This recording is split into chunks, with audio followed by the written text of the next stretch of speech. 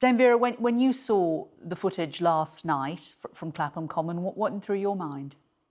Well, I'm afraid I thought it made a bad situation worse, and I didn't understand it. And it will be good when there is a report to the Home Secretary. I'm glad she's called for it. I mean, my reading last night showed that something similar, the same sequence happened in the West Midlands.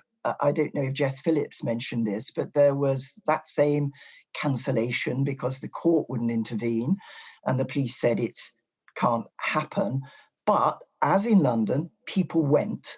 They were there for an hour. They had a quiet vigil. They went away again, and the police were nowhere to be seen. Truly, the organisers tried to cancel the Clapham Common one. They failed completely because obviously emotions are pouring over the top now. And when it happens, with what looked like, you were there, I wasn't, but it looked like thousands of people. There is no real prospect of intervening in it successfully. This quasi-military thing of circling around the bandstand where everybody's just paid good money out of their wages to put a bunch of flowers down and express their view, have, sort of large plod feet on it to push people away. It seems to me to be a dreadful piece of misjudgment. Are they really improving the chances of COVID not spreading by putting their knees in the middle of the back of young women and putting their hands in handcuffs? It didn't seem to me to be the right thing to do. The Reclaim the Streets marches, of course, and this obviously wasn't an official one, date back to the 1970s. When you look back at those dates, I think we've even got some footage of a picture of one of those back then in those days. Do you think anything has really changed? Are women more or less likely to be victims of domestic violence now, more or less likely to be victims of rape and murder? I think things have got worse. You were right to go back to the 1970s to make the point that this whole series of issues, victim blaming, Reclaim the Night, was about the Yorkshire Ripper, when the police in Yorkshire, who couldn't catch him for many years, told women to stay off the street. Women's response to that was, he's a man, take men off the street if you want to keep people safe. Do not blame us. And here we are again. It seems the local police were telling women not to go around Clapham Common because of the dangers there. When the reverse is the case, it isn't about women's safety, it's about men's violence. But we had calls this week sorry to cut across, we had calls this week for a male curfew. That was met by, a certain amount of hilarity from some quarters. But I mean, in all seriousness, is that something that should be considered? I think that there's been an arrest in connection with this, and curfew is not the point about the kind of events of predatory male behaviour, abusing women on the street, grabbing hold of them, flashing them. A curfew isn't going to stop that. What needs to happen is a huge culture change. And I have to say, if women's voices could change this behaviour, it would have stopped a very long time ago. We need real leadership, and we need men to speak out against men of this nature, who, if they don't get discouraged, take another liberty after another liberty. Shout at a woman this time, nobody stops you. So go to her and tell her why are you not taking any notice of me? I've just shouted at you. Stand in her way. The barriers are pushed if it's not stopped. Isn't the real reflection of all the women who've spoken out, and they were, from trade unionists to students to journalists, people in your kind of position, Jane, all saying they've been harassed in this way, that so far as women are concerned, the streets are lawless. Men can do and say what they wish to women on the street with no sense of a deterrent through fear of the criminal justice system, and no sense for these women that they will be protected in the criminal justice system if they make a complaint. And look, I don't want to go into Sarah Everard's case at all, which is tragic, and one's heart goes absolutely out to her family. But, such notice did the police take, according to the press, of an allegation that this man had flashed at two no doubt worried women in a fast food takeaway a few days before. They were so ready to investigate who that was that they were given a CCTV picture with the license plate of the culprit on it. They and we didn't, need to it be, I seems, should say, bother we to do check need it. to be so careful because there is an active court case, and we wouldn't want to certainly jeopardise that court case, and that may well be part of the evidence in that case. But you talked about the fact that action needs to be taken. Is the Home Secretary up to the job, do you think? Oh, it's not for me to tell the Prime Minister who to appoint to his cabinet. The real point is that there is no doubt that the government has been quite responsive over the domestic abuse bill, but it simply doesn't go far enough. And the end-to-end rape review, frankly, few people have any real expectations of it.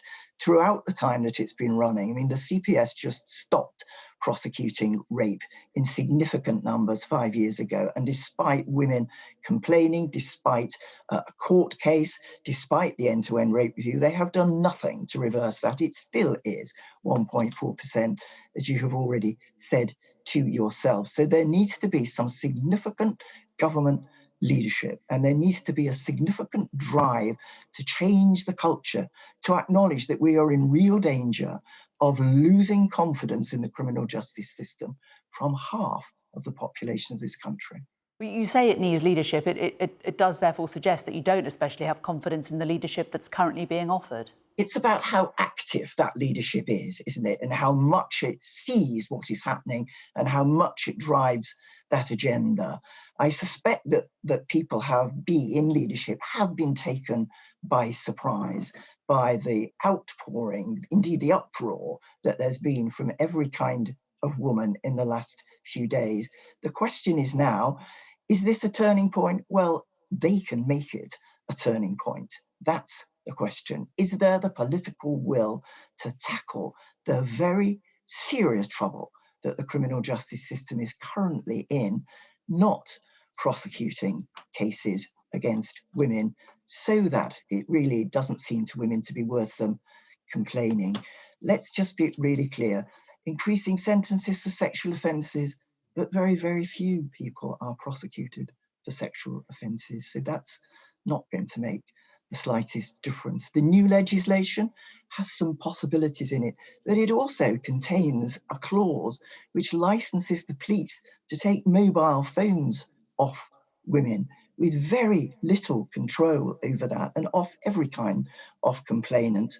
This is a retrograde step. You know, the trouble that there has been about the CPS finding their own demands for digital download have been intrusive and irrational, and a piece of legislation coming forward will legitimize that kind of behavior. So we are in a very mixed picture where nobody seems to grab this issue and in a thoroughgoing way go step by step through it and say, this is the problem, let's make an answer. And can I say, they do not listen to victims. I struggle all the time. I have no statutory power. It is my voice. It is the alliances that I can make, that I can use to try to bring change. But the gap between the criminal justice system over here and the experience of victims, particularly women over here, is amazingly large. And they need to do far, far more than just nod in the direction of consulting by having the odd meeting with people. They need to be open and ready to realise the experience and to be determined to put it right. You say that women's voices aren't being listened to. You know, we've had two female prime ministers. Jackie Smith was the first Home Secretary, female Home Secretary back in 2007. But the Queen as head of state. Female leadership, it seems, does not necessarily affect change in this arena. Why do you think that is?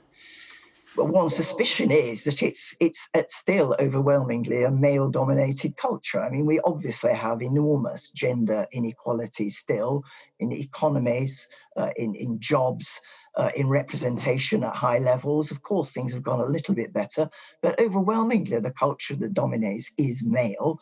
It is male priorities that go forward, and some women struggling to try to be heard, like Jess, and, you know, arguably like some of the government ministers who are women, don't pick up, you know, a forward moving culture that is keen to help it is blocked at every level by the fact that men don't have these experiences. So it's not a priority for men. A really telling thing, you know, when I was a member of Parliament a long time ago, we discussed domestic homicide in Parliament, and it had never been top of any male MP's agenda. As soon as it was really explained what was going on, men started to take an interest. But that was a time of progress.